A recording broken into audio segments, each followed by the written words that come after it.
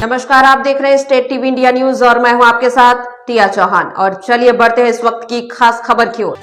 खबर सूरजपुर से बता दें, भीम आर्मी ने घेरा विधायक निवास। प्रेमनगर विधायक भोलन सिंह मरावी के निवास का किया घेराव। वादा खिलाफी को लेकर कर रहे आंदोलन। डॉक्टर भीमराव अंबेडकर के चौक में मूर्ति लगाने की कर रहे मांग। बड़ी संख्या में विधायक निवास के सामने पुलिस बल तैनात। फिर से बता दें, सूरजपुर जिले में आज भीम आर्मी के कार्यकर्ताओं ने प्रेमनगर विधायक भोलन सिंह मरावी के निवास का घेराव कर जोरदार प्रदर्शन किया। कार्यकर्ता वादा खिलाफी का आरोप लगाते हुए आक्रोश जताते नजर आए।